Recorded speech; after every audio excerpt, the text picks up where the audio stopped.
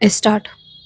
जनगणना के लिए अधिसूचना जारी होने की प्रतीक्षा ही की जा रही थी, इसलिए और भी अधिक क्योंकि एक तो कोविड महामारी एवं अन्य कारणों से इसे समय पर नहीं शुरू किया जा सका और फिर कुछ समय पहले सरकार ने अचानक जातिगत जनगणना कराने का फैसला ले लिया।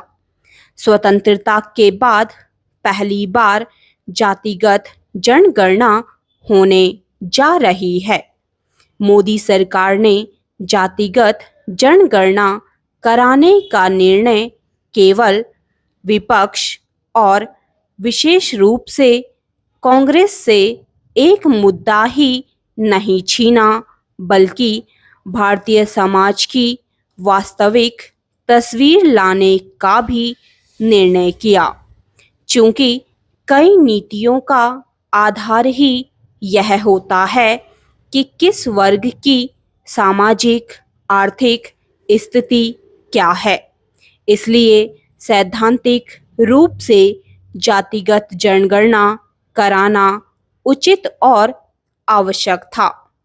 आखिर एससी एसटी समुदाय की हो ही रही थी, अब अन्य वर्गों के साथ ओबीसी की भी होगी।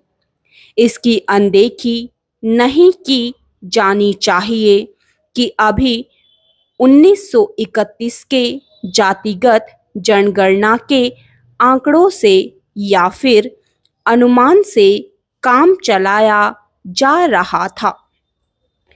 आज़ादी के बाद किन्हीं कारणों से या शायद जातिवादी राजनीति को बल मिलने की आशंका से जातिवार जनगणना से बचा गया।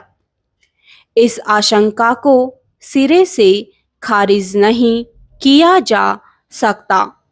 आज भी कुछ लोग यह अंदेशा प्रकट कर रहे हैं कि जातिगत जनगणना के आंकड़े कई उन राजनीतिक दलों का काम आसान ना कर दें जो जाति विशेष की ही राजनीति करते हैं। सामाजिक न्याय के नाम पर समाज को बांटने वाली जाति की राजनीति नहीं होने दी जानी चाहिए। जहां सरकार को विश्व की सबसे बड़ी आबादी की गणना कराते हुए इस अंदेशे को दूर करने के जतन करने चाहिए, वहीं जनगणना की अधिसूचना पर किंतु परंतु कर रही कांग्रेस को बताना चाहिए कि आखिर उसने अपने लंबे शासनकाल में ऐसी जनगणना क्यों नहीं कराई।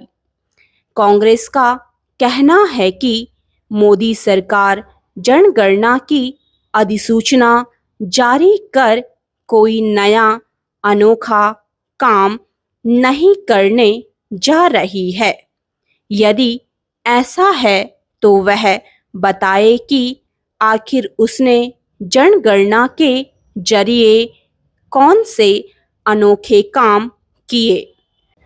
अपने कार्यकाल में जातिगत जनगणना कराने की जरूरत को खारिज करने और फिर यकायक उसकी सबसे बड़ी पक्षधर बनी कांग्रेस ऐसा जता रही है कि जातिवार जनगणना देश की समस्त समस्याओं का एकमात्र समाधान है।